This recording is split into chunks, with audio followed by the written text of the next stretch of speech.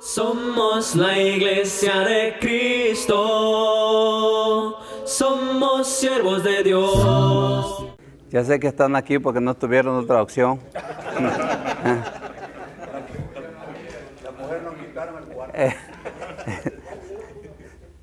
Pero bienvenidos, hermanos. Me toca a mí compartir con ustedes esta clase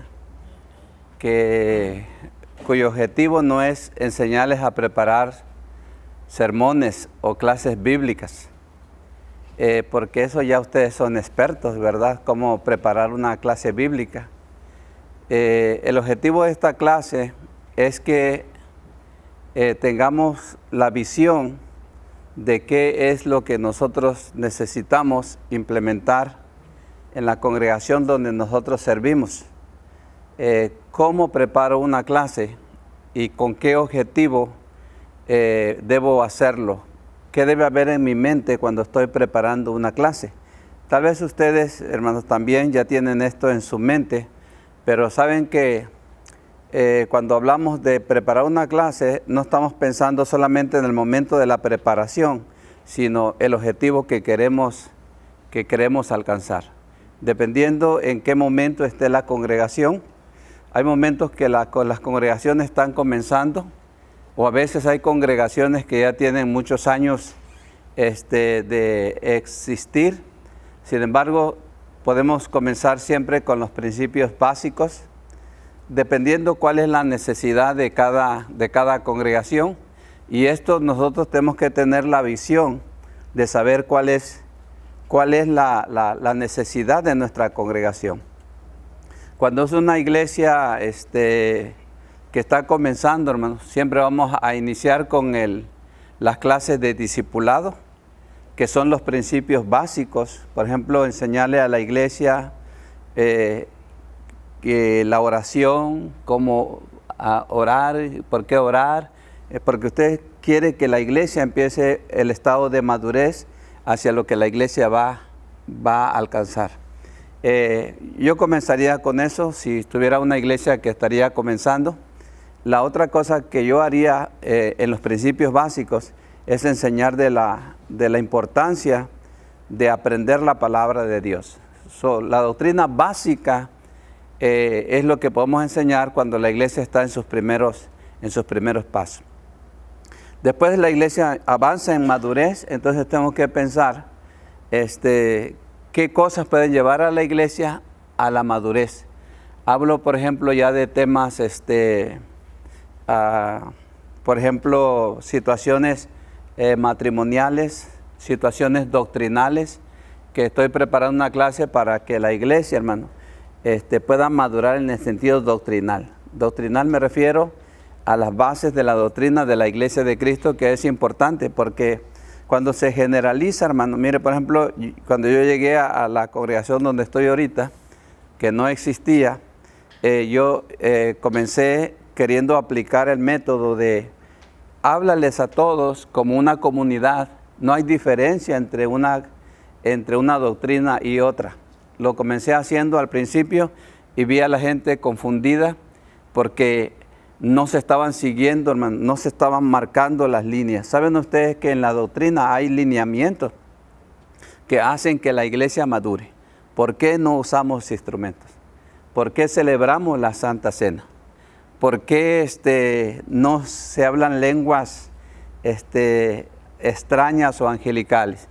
Todo eso son bases doctrinales que la iglesia tiene que seguir, y cuando lo enseñamos, llevamos la iglesia a un nivel de madurez y también, hermanos, de identidad. Identidad es cuando tú enseñas por qué los grupos religiosos practican una cosa y por qué nosotros no lo hacemos. Entonces empiezas a tener una iglesia con identidad. ¿Por qué no se te van a ir al rato, hermano? Como todas las iglesias son iguales, entonces al rato la gente se te va a ir a otras congregaciones, que al cabo es lo mismo. Entonces, cuando llegas a ese nivel de madurez, entonces tienes que preparar otro tipo de clases. Y luego llega el momento del mantenimiento, porque a veces las congregaciones llegan a tener ese estado, hermano, de mantenimiento, solamente mantenerlos, ¿okay? pero tú no quieres a la iglesia mantenerla solamente. Tú quieres que la iglesia tenga nuevos enfoques, tenga nuevos desafíos. Vamos a qué queremos alcanzar, hacia dónde nos dirigimos. Nosotros como predicadores tenemos que tener esa mente, hermano, que terminamos una cosa y cuál es, como ustedes dicen aquí en inglés, ¿verdad? What is next? ¿Qué sigue? Si ustedes no se hacen esa pregunta, hermano, ustedes habrán quedado estancados a un solo nivel, sino, ¿qué sigue? Entonces, es ahí en el punto que nos pidieron que nos enfocáramos. ¿Qué sigue? Okay, entonces, hoy enfrentamos nuevos retos en la sociedad, hermano, que la preparación de nuestras clases deberá ser de acuerdo a los retos que estamos enfrentando. Por ejemplo, tenemos retos, por ejemplo, el homosexualismo en la congregación. Van a llegar personas que tienen problemas y que la iglesia necesita saber cómo debe actuar ante ciertas situaciones. Ok, ¿qué vas a enseñar en la congregación? Puedes hacerlo en una sola clase, pero no en una sola clase vas a solucionar un problema desde el punto de vista bíblico. Entonces, vas a hacer una serie de estudios bíblicos sobre el tema, no atacando directamente a las personas, porque esa era la modalidad antigua, hermano, donde nosotros veíamos un problema social y llegaba una persona con ese problema a la iglesia y ¿qué es lo que hacemos? Trae el pelo pintado, trae aretes el hombre y ¿qué es lo que el predicador de la vieja guardia hacía? ¿Qué acaso eres mujer? ¿Por qué traes esos aretes allí? Quítatelos y cuando te los quites regresas a la iglesia. Ahí ya perdiste a una persona que podía ser un candidato para venirse a convertir a Dios. Son problemas sociales que tienes que tratarlos a través de clases bíblicas, hermano. Lo puedes hacer en un bloque de 1 mes, 2 meses. En mi experiencia, hermano, 3 meses es un buen tiempo de tener una clase para algo.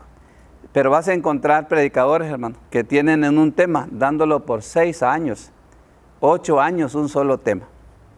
¿Qué tan saludable es esto? No es saludable, porque al principio sí la gente te empieza a escuchar, pero dice, va a volver a hablar de Proverbios otra vez. Y así te duras ya. Llegas a congregaciones que están estancadas en el libro de los Hechos, hermano. Visité congregaciones que 1 año y regresé al 4.º año, estaban todavía en el libro de los Hechos, ya llegaban en el capítulo 17. Entonces, quiere decir, hermanos, que sigues un estándar de estudios bíblicos, como ya lo tienes preparado, tienes el libro azul de que alguien más lo preparó y tú nomás lo vas siguiendo. Pues eso es un problema, hermano, porque no haces a la iglesia crecer en conocimiento. Entonces, ¿cómo llevamos a la congregación a un nivel de aprendizaje donde la iglesia llegue a madurar? Si no, siempre vamos a tener, hermanos, iglesias en estado de niñez, hermano, y de estado de inmadurez. La gente no responde a regaños, hermano. La gente responde a modelos, a la enseñanza de la palabra de Dios.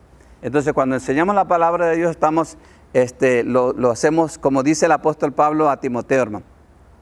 Traza bien la palabra de verdad. Ahí Pablo usa una palabra, trazar, es una palabra que, de un carnicero, hermano, que hace los cortes de la carne a la perfección. Entonces, ese es un ministro, hermano. Alguien que corta, que elige la palabra de Dios para llevar a la iglesia al nivel que Dios quiere que nosotros alcancemos. ¿Cuál es el nivel que Dios quiere que alcancemos en nuestras congregaciones? A la estatura de Cristo, a un nivel, dice, a la madurez, a un nivel perfecto. Dios quiere que llevemos a la iglesia a la madurez. Pero hay iglesias que siempre van a estar en estado de infantilismo. Por eso, hermano, entran por la puerta de enfrente y salen por la puerta de atrás. Y siempre tenemos personas nuevas en la congregación. ¿Por qué? Precisamente por la enseñanza que la iglesia no tiene. Es falta de enseñanza. ¿Okay? Entonces, esa es la base que queremos seguir.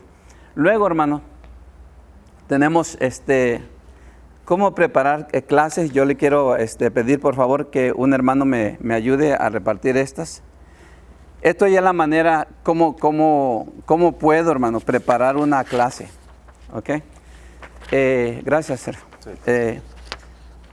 Estas ya son las técnicas, hermano. Las técnicas de cómo preparar una clase bíblica. Pero como yo le dije, yo no pretendo, hermanos, que ustedes digan, no, que yo les estoy enseñando el océano Atlántico, hermanos, porque eso ya existe. No estoy tratando de inventar la rueda, ya está inventada. Entonces, estos son principios, hermano. Mire, por ejemplo, en los años 80, hermanos, 90, se usó mucho lo que se llama la preparación homilética. La homilética, hermanos, era el sistema de preparar una clase a través de puntos, usando como los sermones, por ejemplo, los sermones temáticos. El sermón temático, hermano, agarra los puntos ¿de dónde? ¿De dónde agarra los puntos para predicar un sermón temático? Esa es la homilética que yo aprendí, hermano. Un sermón temático, un sermón textual, un sermón expositivo. Entonces, yo les voy a presentar hoy un sermón expositivo, porque fíjense que en los 80, hermano, así preparábamos los 90, 80, en los 70, homilética. Forma homilética, hermano. Es decir, yo voy a preparar mis mensajes de esta manera. Voy a preparar un mensaje, por ejemplo, del amor de Dios. Ok, ¿de dónde agarro mis puntos para preparar un mensaje homilético? Voy a ponerle punto 1, punto 2 y punto 3. Esta es la manera fácil, ¿no? El amor de Dios en la creación. El amor de Dios por Israel. El amor de Dios al mundo. Ese es mi tema. ¿Cómo se llama mi tema? El amor de Dios. ¿Y qué es lo que hago en estos puntos? Nada más lo hago busco textos que apoyen mis puntos. Esto es todo lo que hago. ¿Ok? Este es un sistema diferente. Requiere un poquito más de trabajo. Pero hermanos que usan este sistema, hermano, dan más nutrición. Porque hablando de nutrición, depende de lo que uno coma, es la fortaleza física que vas a tener. Comes chatarra, vas a vivir bien enfermo, hermano, bien enfermo. Tienes nutrición en tu cuerpo, entonces vas a vivir más saludable, porque tienes buena nutrición. ¿Qué es importante? ¿Por qué es importante preparar una buena clase, hermano? E invertir tiempo en nuestras clases. Porque de eso depende la nutrición espiritual de la congregación. Y entonces maduras a la gente, llevas a la gente, hermano, a lo que Dios quiere. Tú no llevas a la gente, hermano, a donde tú quieres que estén. Tú llevas a la gente donde Dios quiere. ¿A dónde? A la madurez, a la perfección, para que alcancen la estatura de Cristo Jesús, hermano. Es decir, Dios quiere que de abajo los llevemos a la iglesia hacia arriba. Pero cuando estamos abajo, hermano, todo el tiempo, no estamos cumpliendo el propósito de nuestro ministerio. Hay iglesias que se han quedado al nivel del predicador. Solo lo que aprendimos en la escuela es lo único que seguimos practicando. ¿Cómo preparo este sermón? Si yo le llamo el amor de Dios a mi sermón. Y lo puedo dar en clases también. ¿Cómo le hago? Pues, si hablo del amor de Dios en la creación, aquí me faltó completarle alguna frase, entonces voy a ir a Génesis. Voy a ver ahí cómo Dios amó a la creación, al hombre, y le preparó todo. Veo ahí el amor de Dios. Ya lo expliqué. Y luego vengo aquí con Israel, con amor eterno te he amado, por tanto te prolongué mi misericordia. ¿Dónde está ese texto? A ver, predicadores, ¿ok? ¿Dónde está ese texto? Con amor eterno te he amado y por tanto te prolongué mi misericordia. Libro de Oseas, hermano.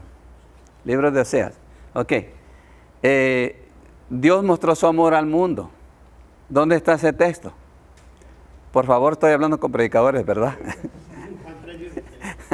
Ya sería el colmo, hermano, que no supiéramos ni el texto básico. Entonces, ¿de dónde saqué mi tema? De todos los textos, pero no he enseñado principios, hermanos. Detrás de esto no hay una enseñanza sólida.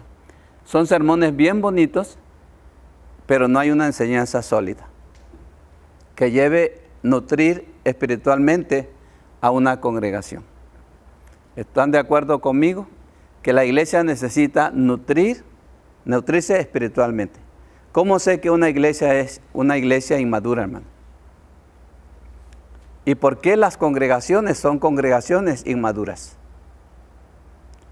¿Habrá iglesias inmaduras? Quizás usted esté en una iglesia donde espiritualmente es una iglesia sólida y madura. Una iglesia sólida y madura es una iglesia, hermanos, que está creciendo. Es una iglesia viva. Es una iglesia, hermanos, donde se minimizan los problemas de la congregación. Cuando hay pleitos, hay carnalidad y todo, hermano, ¿qué está faltando? Son señales, son banderas rojas que ya se están levantando, que te están diciendo, algo está fallando ahí. Okay. Hay pleitos en la congregación, ¿de qué vas a hablar? ¿Qué está faltando a la congregación cuando tú estás viendo todos esos problemas en la congregación? Hay mucho chisme, hermano, ¿verdad? La gente se está yendo. ¿Qué es lo que está pasando? Entonces entramos en la reflexión, decir, ok, hermano, la gente se está yendo. ¿Qué estoy haciendo yo? Que hace que la iglesia se vaya. ¿Qué está pasando en mi congregación? Y tengo que llegar a la realidad, hermano. ¿Qué estoy haciendo mal? ¿Se les ha ido gente a ustedes? ¿Sí? Y entonces, ¿por qué se va la gente? Eso a mí como predicador me preocupa, hermano. Primero tengo que volver a la oración. Dios, ¿qué estoy haciendo mal? Porque el deseo de Dios, hermano, el deseo de Dios es que la iglesia vaya a la madurez. Y cuando no llega a la madurez, dice, no, pues es que Dios no quiso. No, Dios quiere. Lo que nosotros tenemos que estar dispuestos somos nosotros a querer llevar a la iglesia al segundo nivel. ¿Cuál es el segundo nivel, hermano? El siguiente nivel es el de la madurez, hermano. Vamos a la perfección, a la estatura de un varón perfecto. Que estemos modelados al carácter de Cristo. Y qué bueno que podamos tener gente así en la congregación, hermano. Maduras a través de la palabra de Dios. Limpia a través de la palabra de Dios. Entonces vamos a comenzar en los minutos que tenemos a ver algunos aspectos. ¿Tienen preguntas antes de continuar, hermano? No sé si están de acuerdo conmigo sobre las situaciones que pasan en la congregación. Mi tema lo tengo que hacer entonces ¿de acuerdo a qué? ¿De acuerdo a qué tengo que preparar mi tema para una clase? A las necesidades que la congregación tiene. Pueden ser, hermano, cualquier cosa que tu iglesia esté enfrentando en ese momento. Cada iglesia tiene una necesidad diferente. Estoy hablando de la iglesia, no de la comunidad, hermano, porque los estudios bíblicos, hermanos, se preparan para llevar a la iglesia a la madurez. Ese es el propósito de los estudios bíblicos, hermano. Que la gente empiece a enraizarse, a fortalecerse su fe en el Señor Jesucristo. Se dan cuenta que antes también, hermano, había muchos cristianos que venían especialmente de allá de Coahuila, hermano. Cristianos fuertes que venían y llegaban a un lugar y se seguían reuniendo, buscaban la iglesia. Pero ha pasado un fenómeno, hermano, que gente de Estados Unidos va a otros lugares y lo toman de vacaciones porque ya no van a la congregación, no buscan la congregación. ¿Por qué, hermano? ¿Qué le falta a esos hermanos? Falta la convicción, la madurez de que ellos, donde quiera que vayan, hermano, ellos van a adorar al Señor donde quiera que ellos estén en un día de domingo. Porque ¿qué necesitamos enseñarle a alguien, una congregación, que sale la gente, hermanos, de vacaciones y también se dan vacaciones de Dios? ¿Qué le necesitamos que enseñar? Agarrarlos de las orejas y decirles, ¿sabe qué? ¿Tú te vas a reunir o qué hacemos? Enseñanza. Falta enseñanza de la palabra de Dios. Pues la gente no está ofrendando. Que falta enseñanza, los principios que tienen que ver con la ofrenda. Porque los hispanos batallamos muchísimo con esto, hermano. Los hispanos no tenemos la cultura de dar, hermano. Las iglesias hispanas no tienen ese futuro financiero. los americanos, por ejemplo, hermano, ahí donde yo estoy, tenemos una congregación de americanos de más o menos entre 25 y 30 americanos. ¿Okay? Entonces, la ofrenda de ellos es mucho más que nosotros, que somos una congregación de 100 personas. ¿Okay? ¿Por qué? Precisamente la cultura. Necesito estar enfocándome, hermano. Esto es lo que dice Dios sobre la ofrenda. Apenas he hecho, hermano, que la iglesia empiece a ser generosa en sus ofrendas. ¿Cómo? ¿A base de qué, hermano? A base de la enseñanza de la palabra de Dios. ¿Okay? Vamos pues, tienen preguntas, ya ni les dejé hablar, ¿verdad? Comentarios sobre eso. ¿Cómo llevamos a la iglesia a la madurez, hermanos? Enseñanza bíblica. Enseñanza bíblica. Ese es el fundamento de la madurez de una congregación. Si no hay enseñanza, hermano, no va a haber crecimiento. Lo que hace crecer es la palabra del Señor. Bien enseñada. Muy bien. Vamos a ver principios, hermano. ¿Cómo vamos a preparar nuestra clase? Esto es para los que quieren dar una buena clase. Los que no pueden seguir usando así, cargan textos de un lado para otro. Esta clase no es para todos ustedes. Esta clase no es para todos. Porque podemos seguir usando, agarramos textos de aquí y de allá, hermano, tejemos un sermón y danlo nada más para salir de apuro. Sábado por la noche o domingo por la mañana. Ahí están apuntando los textos y esto voy a enseñar. Si me decía un hermano, no, yo creo que lo decía jugando. Hermano, ¿viene usted preparado ya para el sermón del domingo? Dijo, no, hermano, ahí lo preparo mientras se canta el canto. Entonces, ¿qué enseñanza va a haber, hermano? ¿Qué nutrición va a haber a la congregación si esa persona no se preparó? ¿Okay? Por eso estoy diciendo, ¿quieres hacer esto? Busca unos cuantos textos y preséntate a los hermanos, aviéntale lo que tienes, es todo lo que van a tener. Hermano, mire, ser un predicador, hermano, es tener una responsabilidad ante Dios. Primero, tienes que saber eso, hermano. Tú eres un representante de Cristo, hermano, y ese es tu deber. Prepárate. Prepárate, tienes que tener ese temor, hermano. Luego piensa en la gente que llega a la congregación. Ellos han dejado todo en sus casas para que lleguen a ¿qué? A ser nutridos con la palabra de Dios. Aquí puedes tú decir, ok, voy a agarrar estos textos, les cuento uno que otro chiste por allí y están contenta la gente. Qué buen sermón dio. Ellos porque no saben los pobres, pero tú sí te das cuenta que no te preparaste, ¿verdad? Entonces, ¿hay predicadores que hacen eso? Sí, hermano, sí. Todavía, a pesar de predicadores de muchos años, agarran unos textos, los llevan allí, lo presentan y platicaron un buen chiste, les salió bien y ellos están felices. Ya cumplí, soy un predicador de la iglesia. Eso no es ser un predicador. El predicador debe prepararse, hermano. Un buen estudio de la palabra de Dios. Un buen estudio.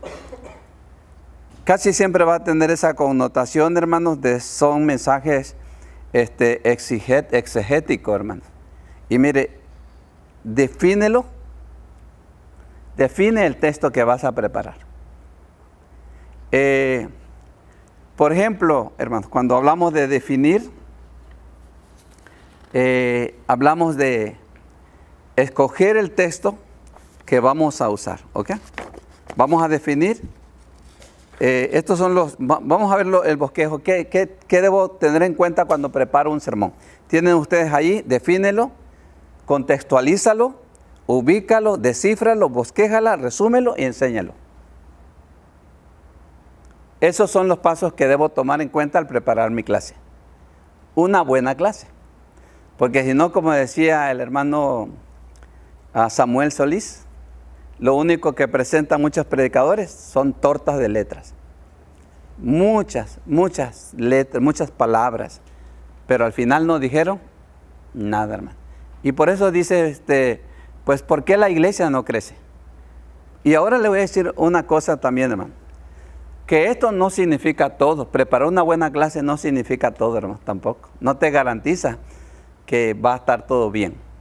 Necesitas la ayuda del Espíritu Santo. Me recuerdo las palabras de Samuel Solís y por eso lo estoy citando ahorita, hermano. Samuel decía, cuando vayas a estudiar estudia como que todo dependiera de ti. Pero después ora como si todo dependiera de Dios. Es lo que decía. ¿Conocieron al hermano Samuel Solís? ¿Quién de ustedes lo conoció? Ok. Eso es lo que decía el hermano Samuel Solís. Estudia como si todo dependiera de ti. Y luego ora como si todo dependiera de Dios. Entonces, preparar un buen estudio no te garantiza, hermano, que va a estar todo bien. Depende también del Espíritu Santo. Aún teniendo el bosquejo, hermano, bien ordenado, no te puede salir bien las cosas. Porque vives en pecado, hermano, vives apartado de Dios. ¿Cómo quieres que el Espíritu Santo de Dios obre? Entonces, son dos cosas que tenemos que tener en cuenta, hermano. Sí. ¿No cabría ahí también la actitud de las personas que oyen? Ese es el trabajo no tuyo. No, por eso. Ajá. Pero depende del crecimiento, digo, para el crecimiento. Sí. Porque es cuando se siembra el evangelio también, la semilla. Pues hay cosas diferentes. Sí. Pero fíjense lo que Pablo dice. Pablo sembró, yo sembré, Apolos regó y el crecimiento lo dio Dios. Exactamente. Entonces, lo que tú hagas, hermano, y luego avalado por el Espíritu Santo, vas a lograr el impacto en la vida de la gente. Nosotros tenemos el oficio más bonito, hermano. El oficio más hermoso. Nuestro trabajo es enseñar. Prepárate bien, hermano. Pero deja al Espíritu Santo obrar. Natural en ti, hermano. Y verás cómo Dios te va a llevar al éxito en tu ministerio. Entonces, ¿qué es la palabra, hermanos? Delimítalo. O defínelo. Es la palabra, hermanos, de concéntrate en un texto de la Escritura. Y de eso vas a hablar. No andes recorriendo toda la Biblia. Agarra un texto, la porción que vas a estudiar, y de allí estúdialo. Eso se llama definirlo. Y luego, hermanos, el número 2 es contextualízalo. Contextualízalo, es decir, hermano, ve allí en el contexto. ¿Qué dice el texto? Por ejemplo, ¿quién lo escribió? ¿Por qué se escribió? ¿Qué es la razón por la que se escribió este pasaje bíblico? ¿Cuál es el tema que tiene el pasaje bíblico? Saca el contexto, hermano. Después de que tú hayas escogido el texto, ahora sí saca el contexto. ¿Saben lo que es el contexto, verdad? Lo que estoy explicando allí, rápidamente estoy diciendo, busca las razones por las que se escribió ese texto. Y luego, hermano, el tercer punto, porque voy a ir rápido. Sí, hermano, sí. Aquí es importante en el contexto. El contexto lo defino como el tema general que se está abordando ahí.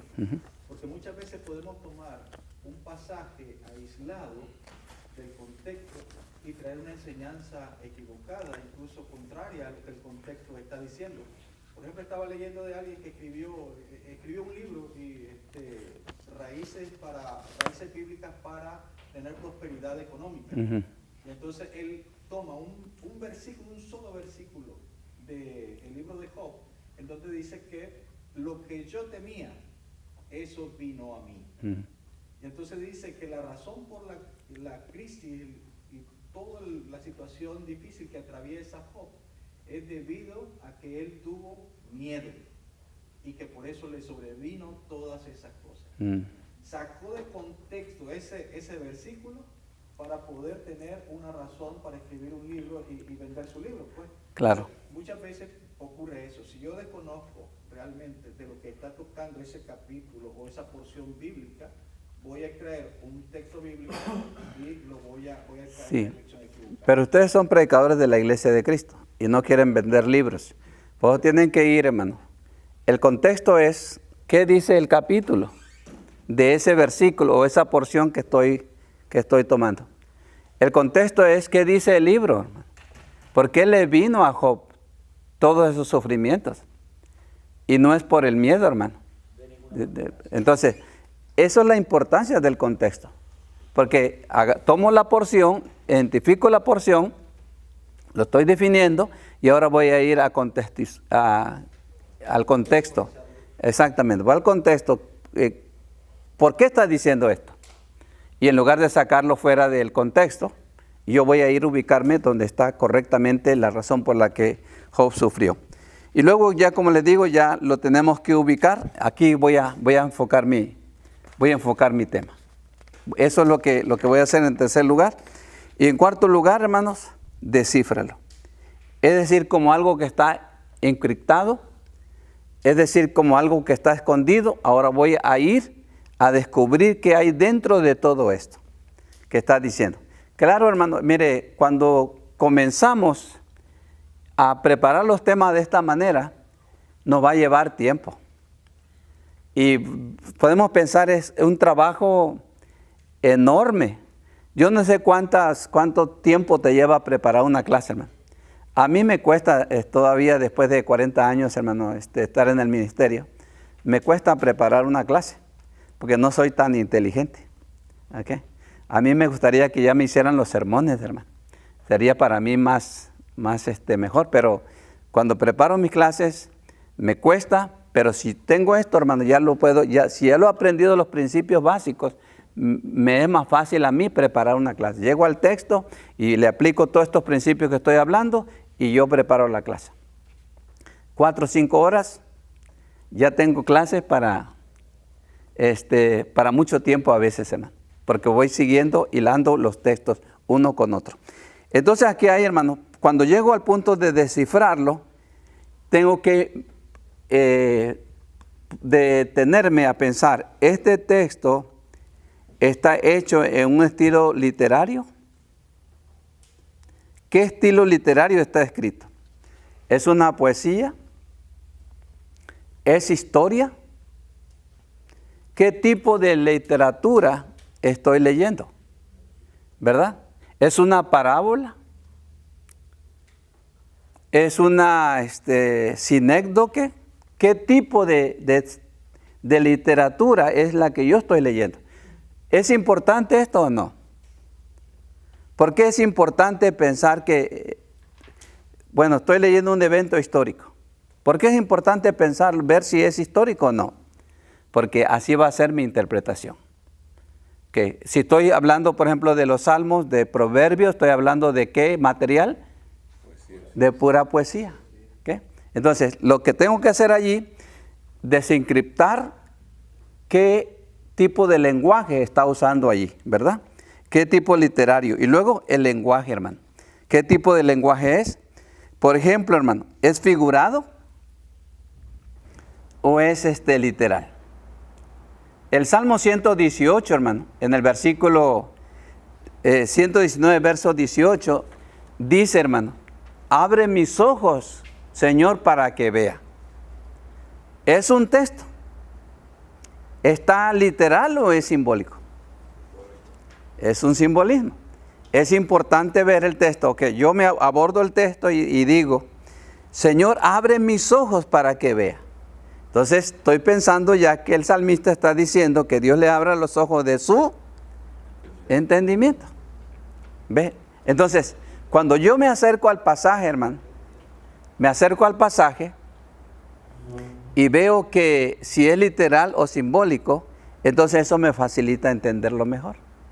Otra cosa que debo pensar aquí, hermano, descifrar el texto, entiendo el significado de cada palabra, hermano. Descifrar el texto. Es decir, ¿qué está diciendo el texto? Como desgajarlo y poder entender, hermano, qué lo está diciendo. ¿Qué ayuda puedo usar yo para facilitar mi estudio bíblico, hermano? ¿Puedo usar un diccionario?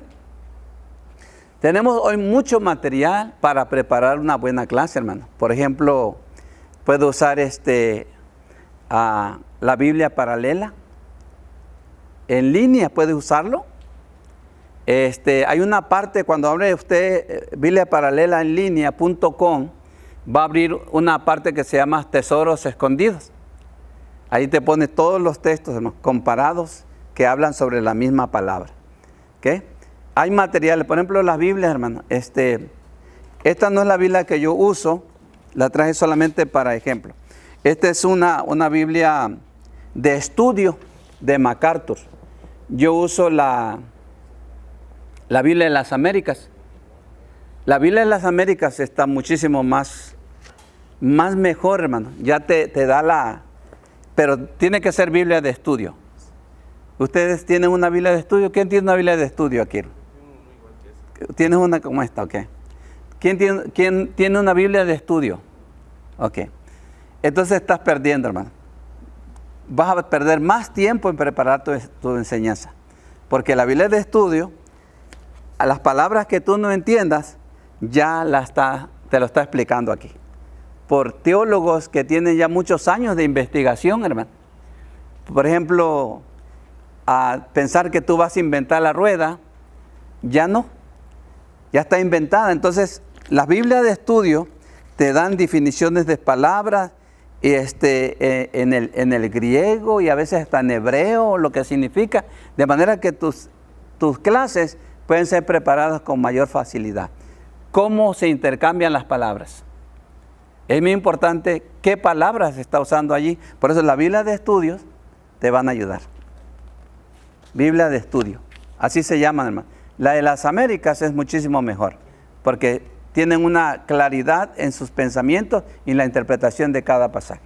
¿Okay? Una Biblia de estudio cuestan $50. Y alguien dijo, no, es muy caro. Sí, pero te facilita el trabajo. Es como quieres sacar un tornillo, estás desarmando un motor y quieres sacarlo con las uñas. No se puede. Tienes que comprar herramientas. Entonces, para entender las palabras, tienes que comprar herramientas. Están los léxicos, hermano. No cualquier léxico también te sirve. Porque no solamente el uso de la palabra, sino también, hermano, el significado de la palabra. Es lo que tenemos que entender. Vamos a ir rápido, hermano. Hay un léxico de concordancia que se llama de Alfred Tuggy, hermano. Esa es muy completa. Bueno, porque hay el uso de las palabras, hermano, de significado para nosotros. Por ejemplo, yo digo, llega un grupo de amigos y dijo, ya llegó la banda. Así es un lenguaje. Es un lenguaje como yo me entiendo, llegó la banda. Pero ¿qué es la banda? ¿Tiene un solo significado? ¿Qué es la banda? Puede ser, la palabra sola puede ser la banda de un carro. ¿A la banda de un carro? La musical. Ajá, la banda musical. La banda es una marca de un perfume. ¿Verdad? Entonces, por eso es importante ir, hermanos, a conocer cuál es el uso de la palabra. Y para entender mi pasaje bien. Y estas herramientas, hermano, te ayudan a entender el uso de las palabras. Para que puedas preparar una buena clase, nutrir a la congregación, hermano, y hay una satisfacción en ti. Hijo, no estoy tan lejos entonces. Porque ya lo comparaste, primero ya lo estudiaste las palabras y luego ya vas y lo comparas con los léxicos o los diccionarios, hermano. O las Biblias de estudio. Muy bien, vamos a pasar al otro punto. Examina los pasajes paralelos. ¿Saben ustedes ahorita, hermano? No sé si quién tiene una Biblia que tenga pasajes paralelos. Tú. Pero las Biblias. Yo la tengo en el celular. Sí, ok. Sí, es bien importante, hermano, tener Biblias paralelas. ¿Por qué, hermano? Te evita el trabajo. Ya te lo explica por varios textos, especialmente, hermano, los tesoros del conocimiento. Y hay un librito que se llama también así, hermano, Los tesoros del conocimiento bíblico. Muy interesante. Ya te explican el pasaje, hermano. Te lo clarifican de manera que fácilmente tú puedes dar la clase. Esto es lo que significa aquí en esta parte, hermano. Solo con ir a una Biblia paralela. ¿Tú lo usas, en serio? ¿La Biblia paralela? La Biblia paralela yo entiendo que es la Biblia que trae los pasajes en diferentes versiones. Ajá. Sí. Pero hay otras, hermano, que no solamente lo traen en diferentes versiones. Como si vas, por ejemplo, cuando abres en la página de internet en tu computadora, hay una parte que se llama Tesoros Escondidos. vas a tesoros escondidos y no solamente te lo traen diferentes versiones, sino te lo dice en qué parte de la Biblia se usa la misma palabra. Bueno, es la concordancia. Bueno, la concordancia no te lo explica así, porque la concordancia nomás te manda de un pasaje a otro pasaje parecido. Vine también Sí. te lo manda diferente. Pero tesoros escondidos, hermano, te lo dice cómo lo usa en este pasaje en diferentes partes de la Biblia. Por eso les recomiendo, si lo tienes en línea, hermano, vaya a esa parte que se llama Tesoros Escondidos. O cómprate el librito ese, Tesoros Escondidos de los pasajes bíblicos. Muy bien. Entonces, examina los pasajes paralelos. Examina también, haz un examen gramatical de los textos, ¿verdad? Cuando hablamos de gramática está escrito en el pasado, presente, futuro, pretérito, es un adverbio, un verbo. ¿Qué palabra es la que está usando? ¿Es un artículo, es un adjetivo? ¿Qué es? Por ejemplo, lees el pasaje de Corintios 13, 1 Corintios 13. Y cuando venga lo perfecto, lo que es en parte se va a terminar. ¿Y cuál es la interpretación lógica de todos los grupos religiosos? Piensan que cuando venga Cristo, Cuando venga Cristo, entonces todo esto, las lenguas y el conocimiento, la ciencia se va a acabar. Mentira. Eso no es lo que dice el texto. ¿Qué dice el texto? Lo define un artículo, hermano. Exactamente. Ese pasaje lo define un artículo y lo entiendes bien. Si el texto dijera, mire, por ejemplo, hermano, si el texto dijera, cuando venga el perfecto, ¿está hablando de qué? Persona. Está hablando de una persona. Pero cuando dice que es lo perfecto, ¿está hablando de qué? Una cosa. Por no entender la palabra, el artículo, hermano, entonces le doy una mala interpretación al texto. Este artículo define el texto. Este artículo, cuando venga lo perfecto. Entonces está hablando de una cosa. Y esa cosa que vendría, ¿qué sería? La revelación de la palabra de Dios. Dice, cuando venga lo perfecto. Cuando venga la revelación completa de Dios, todo esto que es a medias, parte, el hablar en lenguas, el conocimiento revelado directamente por Dios se va a terminar. Cuando tenemos la escritura, todo eso se acabó. Sin embargo, los grupos religiosos van a decir, cuando venga Cristo todo va a acabar. Por eso es importante analizar las palabras. Algo que comentar hasta ayer, hermano.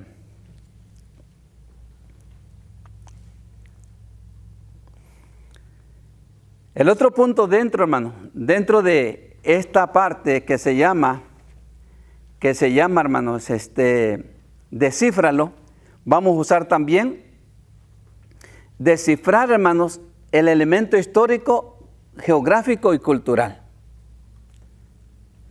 ¿Esto qué es? Vamos a verlo a la cultura. Vamos a verlo si es histórico o no. Por ejemplo, en el libro de Ruth, hermano, menciona ahí que Boaz le echó el manto a Ruth. ¿Sí? ¿O Ruth fue al revés? Vamos a, si ustedes quieren ver esto, hermano, está en el 3:9. Bueno, Ruth le pide a Boaz. Ruth le pide a Boaz, Boaz se llama, ¿sí? Echa tu manto sobre mí. ¿Qué? ¿Ruth tenía frío? ¿Qué significa el pasaje allí, hermano?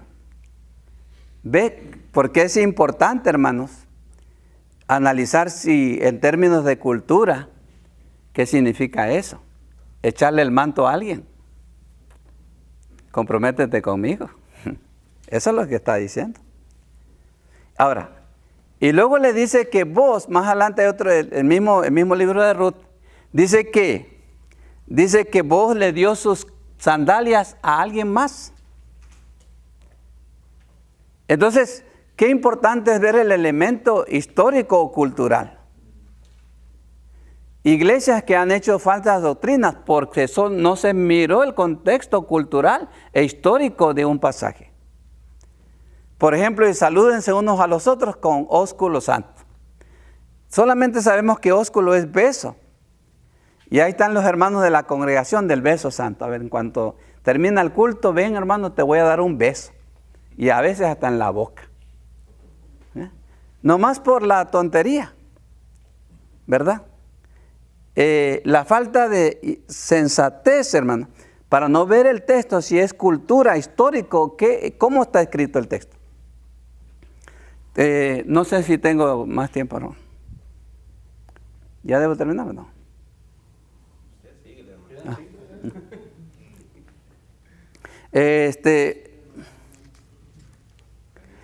Otro ejemplo, hermano. Otro ejemplo, Jesús llega al pozo de Samaria y le dice a la mujer samaritana, dame de beber. ¿Y qué responde la mujer samaritana? ¿Cómo tú siendo judío me pides a mí, dame de beber? ¿Cómo está escrito ese texto? ¿Es cultura? ¿Es historia? ¿Qué es, hermano? Es historia. Cultura también. También cultura. Porque, bueno, al decir, hermano, siendo tú judío, me pides de beber. ¿En qué contexto lo está diciendo? Judío, porque él está hablando judío y samaritanos. Judíos y samaritanos. Entonces, ¿es cultural? ¿Por qué cultural? Precisamente por las diferencias del mismo término de cultura. Histórico, es histórico. Ah, ok. ¿Por qué histórico? Explícalo. Viene la cuestión racial, la mezcla. La mezcla es el misticismo que existió, es una mezcla, el samaritano es una mezcla de judío con gentil. Por eso eres un perro, eres como un puerco. En la cultura judía era así, hermano, porque había una mezcla, un mestizaje entre el gentil y el judío. Entonces, ¿cómo tengo que ver mi texto? Por eso es importante, cuando voy a mi texto, tengo que verlo, qué clase de texto es. ¿Es histórico? Bueno, ¿en qué quedamos pues? ¿Es cultural o histórico? ¿A qué? ¿Por qué dices tú que es cultural? Lo histórico generó que se hiciera cultural, a fin de cuentas. ¿Ok? Explícame eso de por qué cultural, hermano. ¿Por qué se hizo cultural? Porque ya la gente se está acostumbrada a que se le desprecie a sí misma porque no era judía. ¿Dónde comenzó el problema? El problema comienza, hermano, cuando vienen de Asiria. Cuando estuvieron en Asiria, se mezclaron. Entonces, a partir de allí, se comienza la división. Estos ya no son raza pura. Estos ya son una mezcla. Entonces, ustedes son abominables para un judío. Entonces, viene un contexto. Por eso tenemos que ir a la palabra. Hay que aplicarle, hermano, aplicarle las herramientas que tenemos.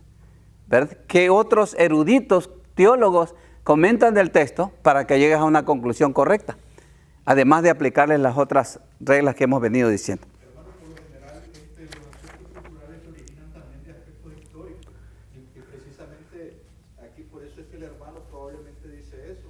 Porque un hecho histórico genera esta división. Ajá. Pero luego se vuelve una costumbre que judíos y samaritanos no pueden tratarse. Ok, muy bien. Sí. Se hizo costumbre. Se hizo ya, cuando pasaron las generaciones, hermano, ya, aunque los judíos, siempre el judío recordaba su historia, pero los niños ya miraban a los samaritanos con desprecio, porque ya le habían contado de dónde había comenzado la historia de los samaritanos. Bueno, otra cosa que tenemos que ponerle rápidamente, hermano, es descifrar el flujo lógico del pasaje. Los escritores bíblicos, hermanos, no tenían una mente dañada, hermano. Ellos, lo que escriben, tiene sentido y lógica. Así como usted, hermano, tiene sentido y lógica. ¿Sabes qué, Sergio? Tengo problemas con el carro. Y usted dice, qué suaves, sabrosos tuvieron los burritos, hermano. ¿Qué estoy pensando? Cuando hay una plática entre nosotros, por ejemplo, yo le estoy hablando de carros y el hermano me está diciendo, me contesta, pero estuvieron muy sabrosos los burritos. Es decir, no hay lógica. Y en los escritores bíblicos, acuérdense ustedes que las escrituras, hermanos, se generaron en la mente de Dios. Y entonces hay un flujo, hermano. Ese flujo consciente, ese flujo, hermanos, lógico de los pasajes es real en la Biblia. Dios no es confuso, hermano. Nada más es que nosotros tenemos que verlo, cuál es lo lógico del pasaje. Sigo también, hermano. Después de eso, hace un resumen. Resúmelo todo y ahorita les voy a poner un ejemplo. Y el ejemplo es, hermanos, 1 Timoteo 5, 3 al 16. Si ustedes, no lo vamos a leer ahorita porque estoy hablando entre predicadores. Ya ustedes ya lo han leído muchas veces. Si ya leímos este texto, hermano, vamos ahora a ponerlo en un bosquejo, Vamos a ponerlo en un bosquejo. Vamos a hacerlo simple y ahí tengo mi estudio bíblico. ¿De qué habla 1 Corintios 5, 1 Timoteo 5, 13, hermano? 3 al 16, perdón. ¿De qué habla? Y ya les tengo aquí preparado el bosquejo. Se los hice fácil, ¿ok? Mire, hermano, si usted no me cree, usted estúdielo con detenimiento y predíquelo como usted le va a sacar las conclusiones después de haberlo estudiado. Esta es la conclusión que yo saqué, hermano. El pasaje está hablando de las viudas, pero lo hace en forma lógica, coherente. Primero le dice, Pablo da instrucciones a los cristianos con respecto a sus viudas. Que los cristianos se hagan cargo de ¿quién? Si una viuda tiene hijos creyentes, que ellos se hagan cargo de sus viudas. Entonces es un mandamiento para los familiares de las personas que tienen viudas y que no sean una carga a la iglesia, que ellos se hagan cargo de sus viudas. ¿Cuál es la siguiente conclusión? Número 2, ese es mi estudio bíblico. Instrucciones de Pablo a los predicadores con respecto a los problemas de las viudas de la iglesia. ¿Cuál es la enseñanza que los predicadores tienen que tener respecto a las viudas? Según Pablo en ese pasaje. En primer lugar le corresponde a los familiares. Bueno, eso es lo que el predicador tiene que saber. Que le enseña a sus familias a ser responsables de sus viudas. Y que es mandamiento de Dios. Sí, que solamente tenga en cuenta a las viudas que son mayores y que hayan servido a la iglesia. Y que le mande a las viudas jóvenes que se casen.